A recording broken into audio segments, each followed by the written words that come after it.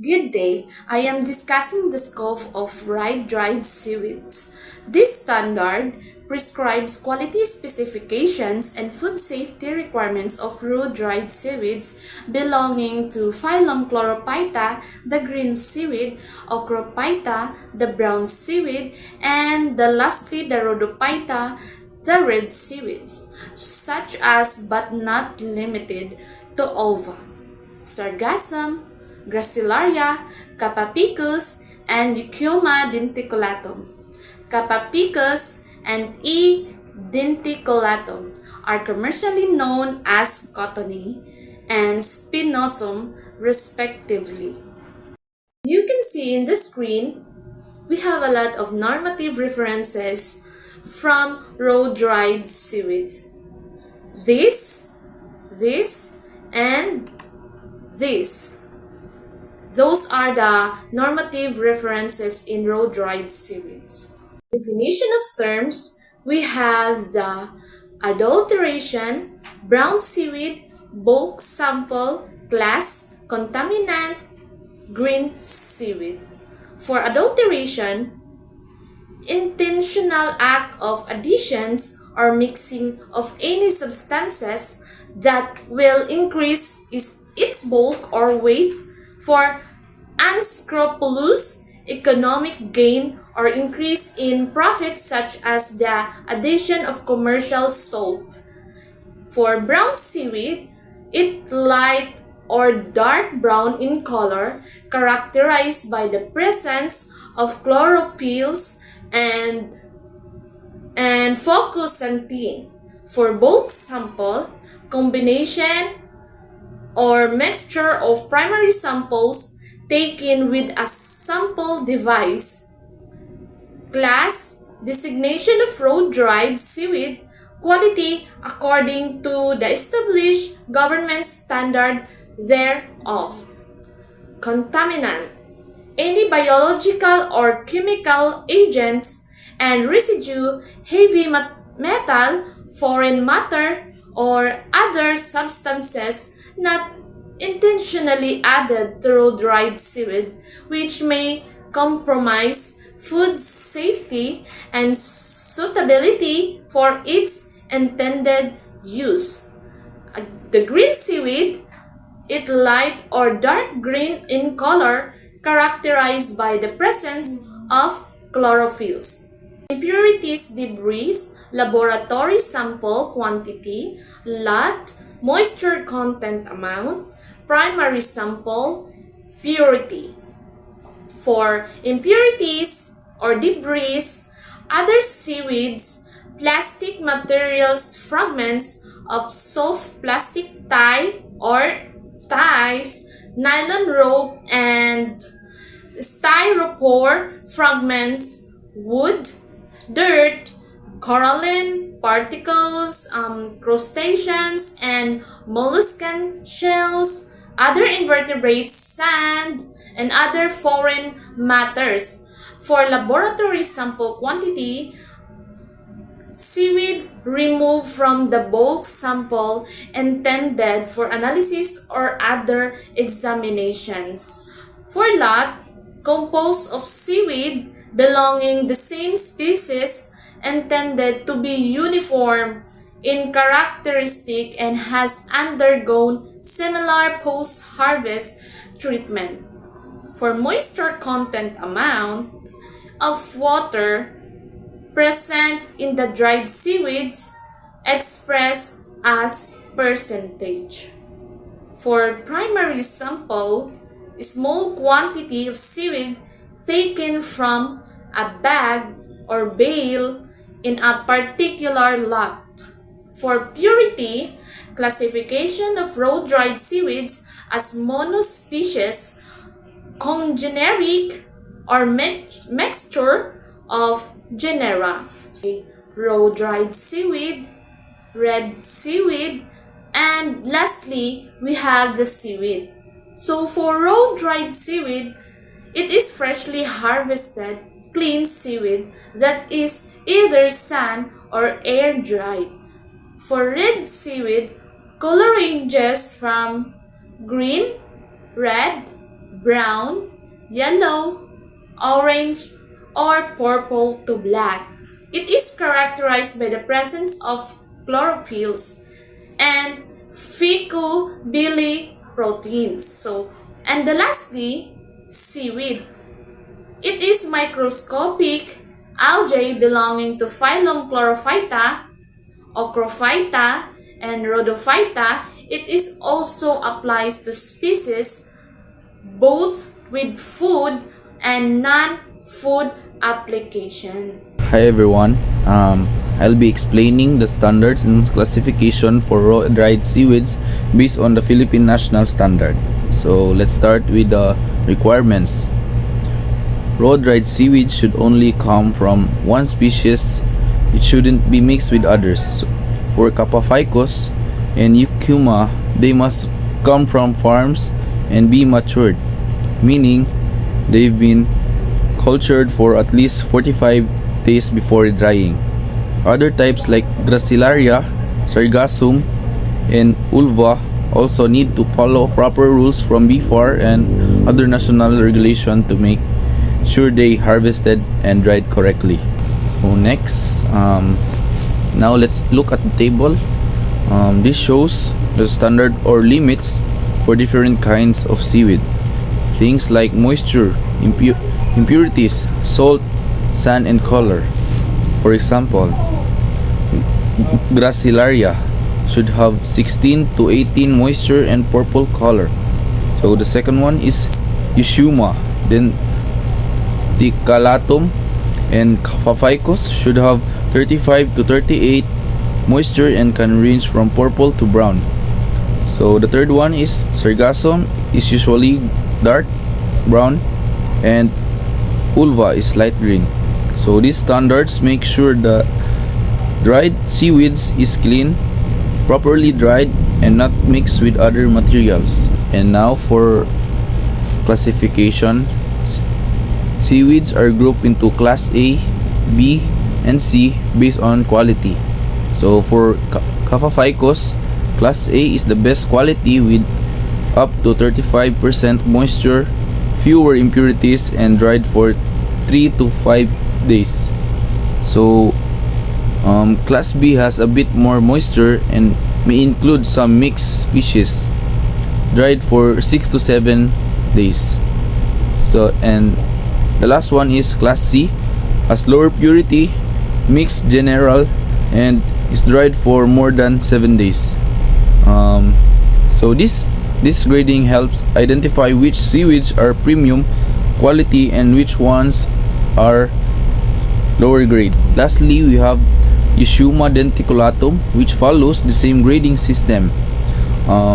For the Class A, has the lowest moisture at 33%, and for Class B can go up to 35%, and Class C up to 38%. So all must still meet the limits for impurities, salt, and sand, and come from seaweeds culture from at least 45 days. And let's now talk about tolerance and contaminants part of the standard for dried seaweeds. So first, under tolerance, this means that before dried seaweeds can be shipped or sold, a 1 kilogram sample from batch need to be tasted. This sample is checked for moisture content, impurities, salt, and sand. If the result meet the allowed limits, then the whole shipment can be approval for trade. So basically, this step makes sure the seaweed is clean, properly dried, and safe to use before it leaves the farm factory. So next is contaminants. This rule says that the seaweed must meet the maximum residue levels or MRLS set by the Codex Alimentarius Commission or the other authorities. In simple terms, this means the product must be free from harmful chemicals or substance that could be dangerous to consumers. So in short, both of these parts ensure that our dried seaweeds is safe, clean, and high quality. before it reaches the market.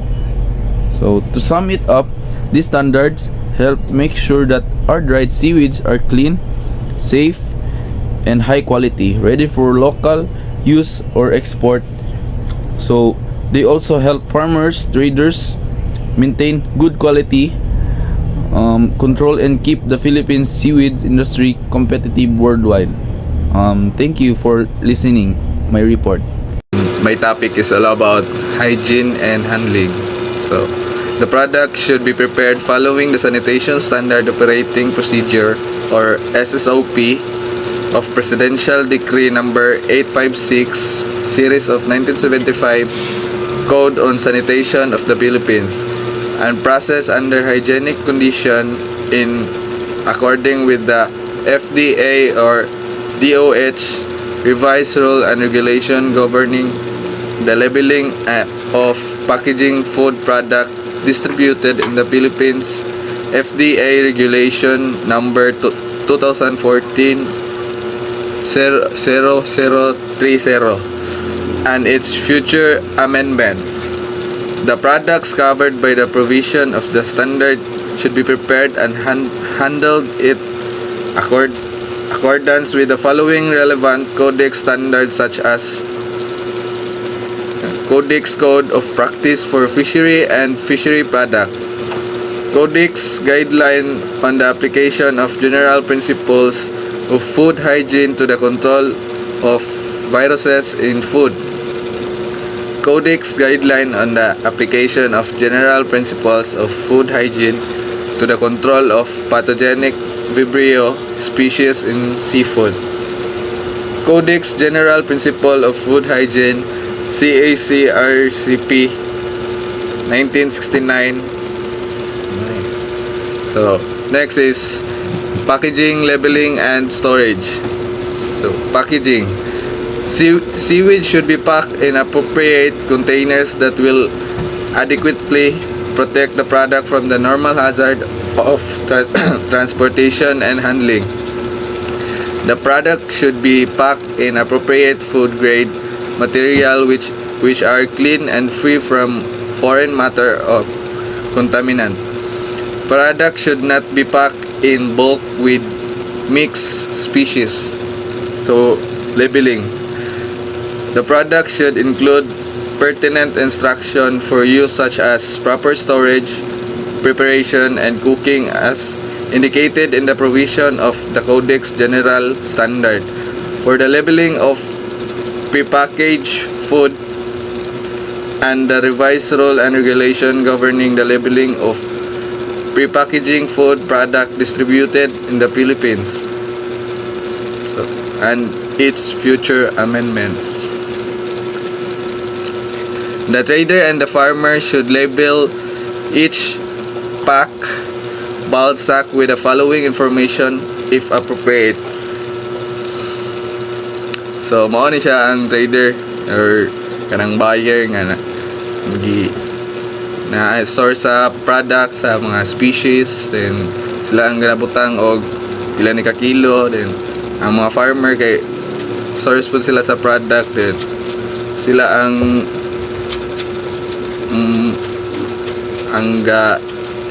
kuan sa pila pud ka kilo ni nga product. So retain package container each retain product package if applicable should be labeled and marked with the following information. The name of the product should be raw, dried, and the corresponding English or common local name with its scientific name in parentheses. Example, raw, dried, cottony. The product may be called by other common local names provided such as name are accepted in the country of distribution. The net content by weight in the metric system and or number of species, the net weight based on the system of measurement required by importing countries should appear in parentheses after the metric net weight. The label should that the product should be stored under condition to maintain the best quality during transport, storage, and distribution. The name and address of either of the following: manufacturer, packer, distribution, importer, exporter, or vendor. The lot identification code number 9226, the word product of the Philippines. The pictorial presentation of the product on the label should not mislead the consumer with respect to the product so illustrated. The words best followed by the day, month, year as far as practicable, indicating end of the period at which the product shall retain optimum quality attributes as stated storage condition. Non-retail container information on the above provision should be given either on the container or in accompanying documents, except that the name of the product, lot identification, and the name and address of the manufacturer or packer, as well as storage instruction, should appear on the container. However, the lot identification and the name and address of the manufacturer or packer may be replaced by an identification mark, provided such as mark is clearly identifiable with the accompanying documents. Storage. Keep the packed seaweed in secure dry storage. Sampling.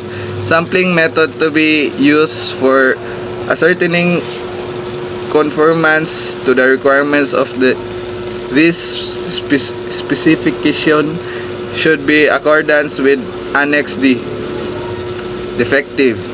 The sample unit should be considered as defective when exhibit any properties defined below. Impurity. The presence in the sample unit or impurify other than salt and sand or more than 3%. Higher moisture content, that presence in the sample unit of moisture content or more than 35 to 38% for Kappa picus SSP and Euchima denticulata. Higher salt as KCI content, the presence in the sample unit of salt as KCI of more than 25% of Kappa picus SSP, and that 20% is Euchima denticulata. That's all. For the dried sea cucumber, the scope is this standard prescribes safety and quality requirements of dried sea cucumber intended for further processing. The species of sea cucumber covered in this standard are presented but not limited to the species listed in Annex A. For the definition of terms, we have cleaning, clean water, container, contaminant, drying, food additive. For cleaning, removal of gut, contents, dirt, and other extraneous matter adhering to the raw material through washing with clean water. For clean water from any source where harmful microbiological contamination substances and or toxic plankton are not present in such quantities that may affect the health quality of fish, shellfish, and their products. For container, any packaging of food for delivery as a single item, whether by completely or partially enclosing the food and include wrappers. A container may include several units or types of packages when such is offered to the consumer. For contaminant, any biological or chemical agent, foreign matter, or other substances not intentionally added to food that may compromise food safety or suitability. Drying, process in which the moisture content is reduced using appropriate drying methods, which may include sun drying, smoke, or drying under controlled conditions to the required level as specified in Table 1. And for food additive, any substances not normally consumed as a food by itself and not normally used as a typical ingredients of the food, whether or not it has nutritive value. The intentional additions of which food for a technological purpose in the manufacture, processing, preparation, treatment, packing, packaging, transport, or holding of such food results, or may be reasonably expected to result in it or its byproduct becoming a component for otherwise affecting the characteristic of foods. The term that does not include substances added to food for maintaining or improving nutritional qualities.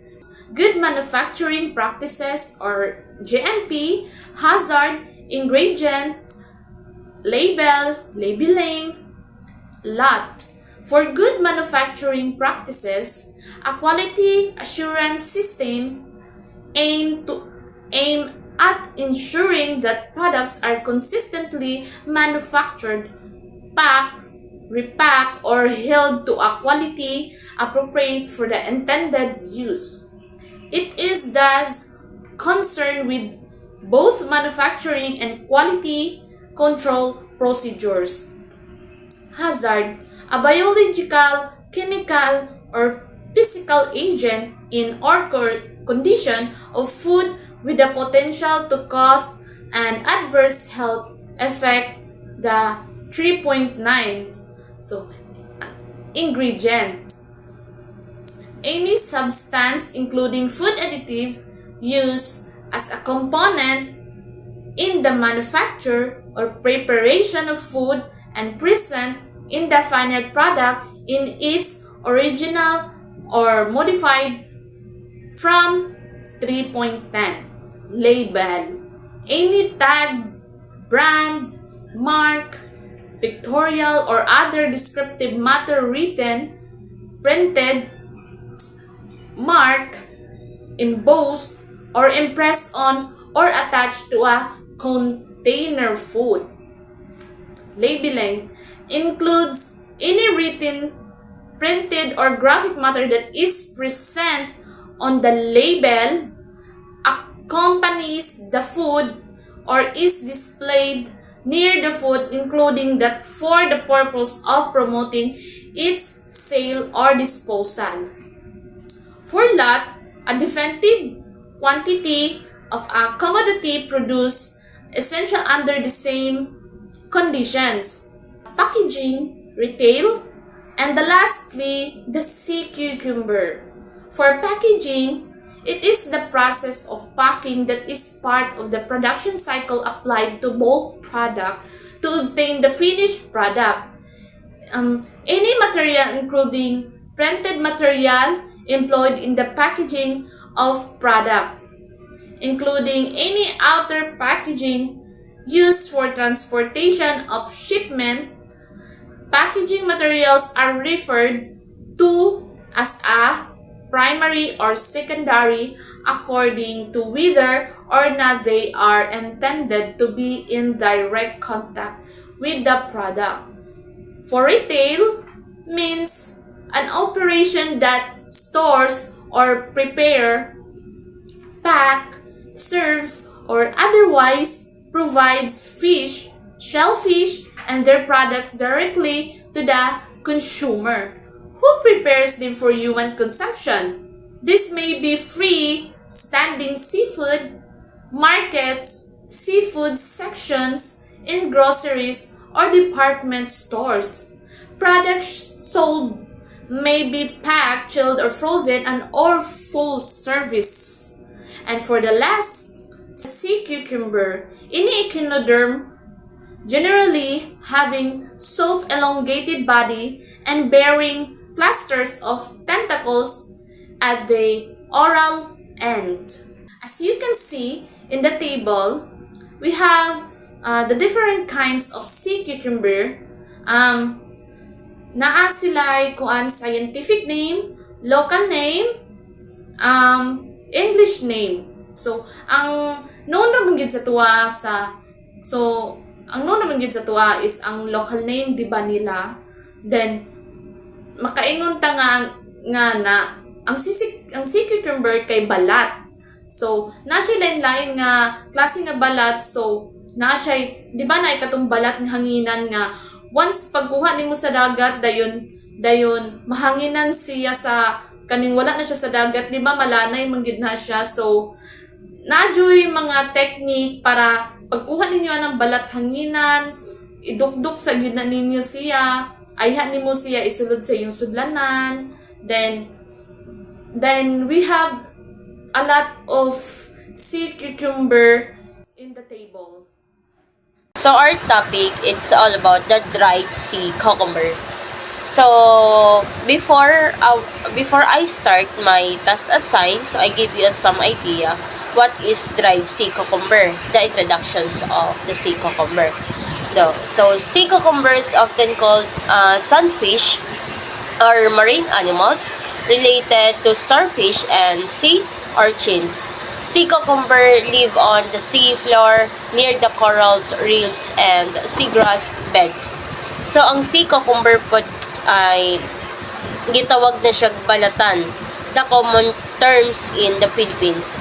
And then, balat in Tagalog and Bisaya terms. Also, tripang is a loan word, means borrowing that has been taken from one language in both of Indonesian and Tagalog. Balati, another variation that is also used. So, ang sea cucumber kay makita di siya na dito dapit sa mga benthic zone. Benthic zone means the ecological region at the lowest level of a body of water, such as examples, the ocean, the lake, or stream. And then, ang kasagara na kinakain ng mga sea cucumbers kay mo ni siya ang gitawag na depress. Depress means kalat or kanang hugaw sa bottom of the oceans. So, ang sea cucumber po di ay kay high demand ni siya from east to southeast Asia. And then they live also for 5 to 10 years. And then the sea cucumbers in Indian kay is a treated as an endangered species. Mo na ilang kanang marabitong paniniwala bitaw nila. So and that's all. So I will go to my task assigned. It's all about the product descriptions. Product definition. The product is a dried sea cucumber, which is stone hard, free from dirt, sand, and another foreign matter, packaged and labeled in the accordance. The clause 9. So, dali ra man gyud siya masabtan no kapag basta magud makaingon ta na dried na siya ng mga product bitaw. So makakuan gyud ta na ayang texture gyud kay stone hard and also free from dirt. So dali ra siya mahugawan gyud kay kanang exposed man gyud siya. So next is the process definition. Dried sea cucumber is generally processed from live or fresh raw materials that may include the following. Number 1 is the cleaning. Unsaon nimo siya paglimpyo. And the next is the cooking in clean water with or without salt. Next is the removing of speculus. Also, before pala nila kinakain yung sea cucumber kay naa sila'y tangtangon dito sa internal organs sa sea cucumber katong gitawag nilang holothurine. Holothurine means kanang toxic na siya, poison na siya. So dili pwede mo kaon ang mga dili man sa maingon nato na dili sila pwede mo kaon, pero dili pwede masubraan ang pagkaon sa mga taong naabitay mga allergic sa mga shelf life ing ana kay tungod manggod sa katong toxin sa sea cucumber. Next is the soaking in the water with or without salt, and then drying and packaging. Next is the essential composition and quality factor. The basic ingredients, the raw material. So only live or fresh sea cucumber weighing not less than 320 grams shall be used for processing. Fresh sea cucumber may be shelled or frozen. So na ba may idea nga no ang sea cucumber kay dili pwede moubos yang gramo sa 320 grams kay tungod manggod sa kuan.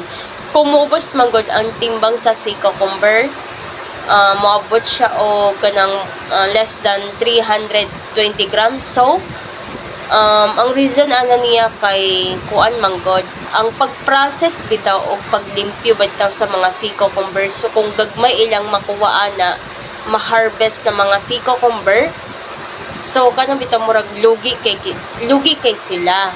So mo na mas better ang ilang ma-harvest ng mga sea cucumber katong mga dako siya kay tungod sa kung dako manggod ang sea cucumber so kung dako mga sea cucumber no balag dako ang so kung dako manggod ang sea cucumber kay mas mahal sila kaysa sa katong mga gagmay na mga sea cucumber.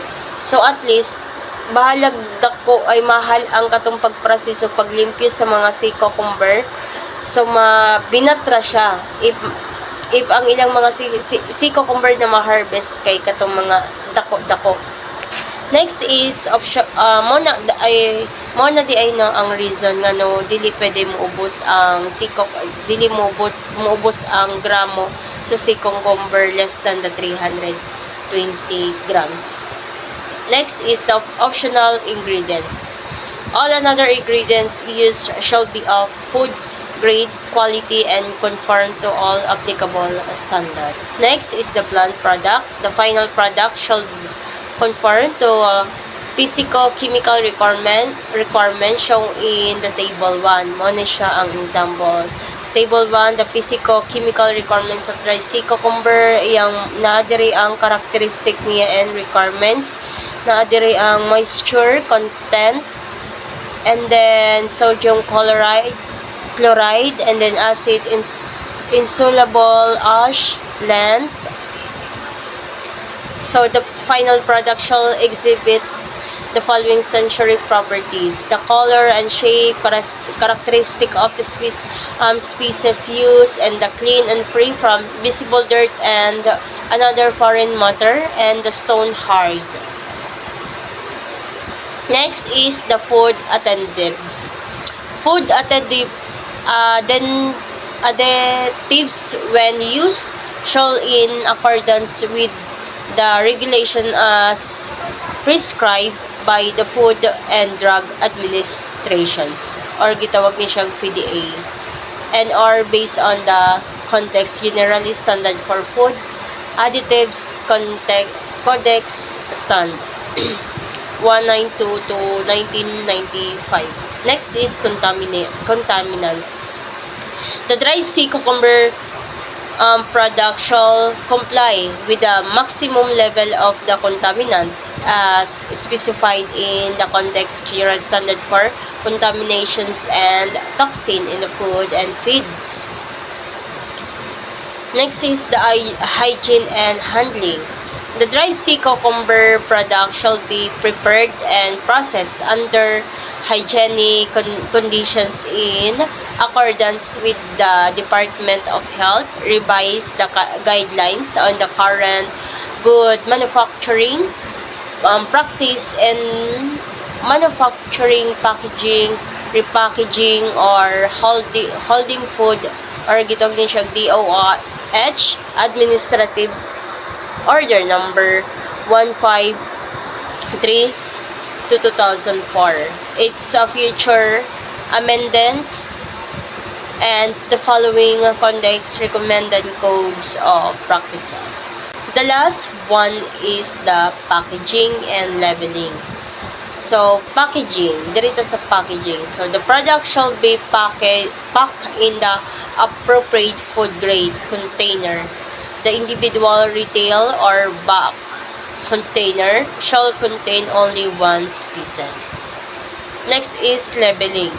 The product shall be labeled according to provisions of Codex General Standard for labeling of pre-packaged foods, and the Department of Health rules and regulations governing the level of pre-packaged food product distributed in the Philippines, or gitawag din siya DOH, Administrative Order number 8288B 1984, and it's a future amendments. And that's all. Thank you. So what is dried and sea cucumber? Sea cucumber, also known as balat or bat, at some parts of the Philippines, are marine animals with leathery skin and elongated body. They are echinoderms belonging to the same group as starfish and sea urchins. So what is it? Dried cucumber is the process from a sea cucumber that have been harvested and cleaned, boiled, and dried, preserved them. Here appearance. They typically appear shrivelled and hard, ranging in color from light to black, so light brown to black. So here's the preparation. So how to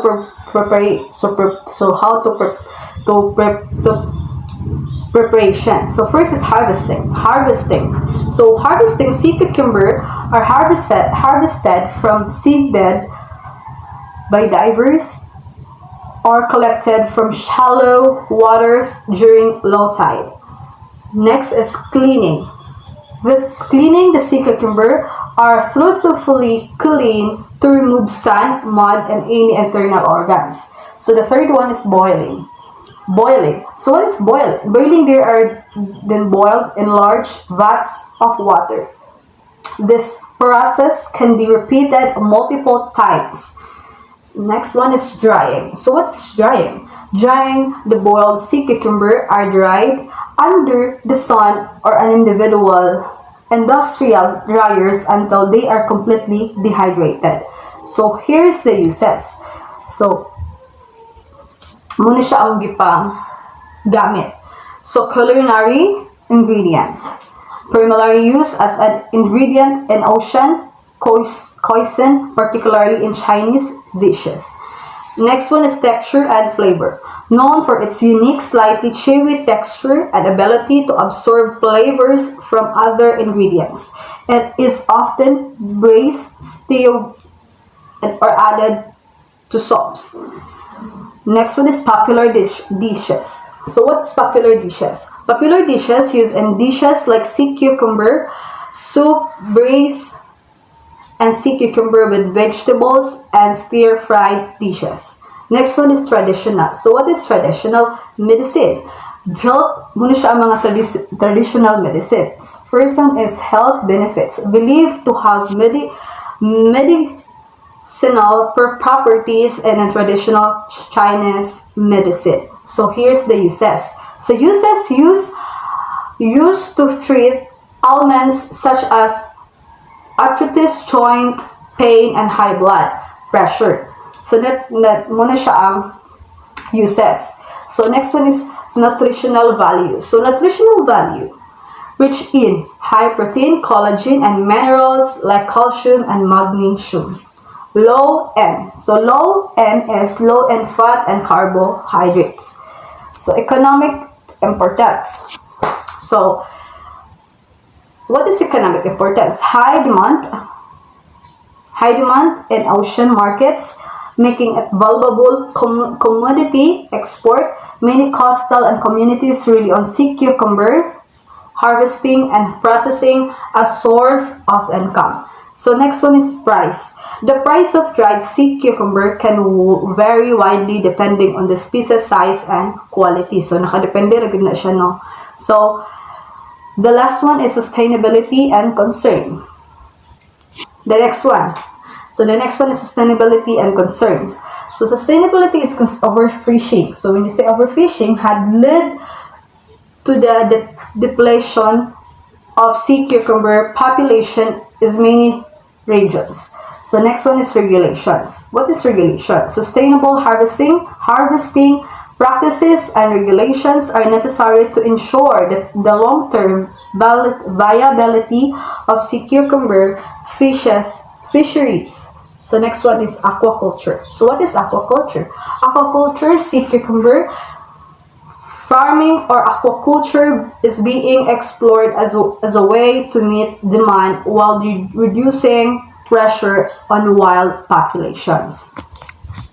So here the local perspective. So Philippines, local consumption, while not as widely consumed as in other Asian countries, sea cucumber is delicacy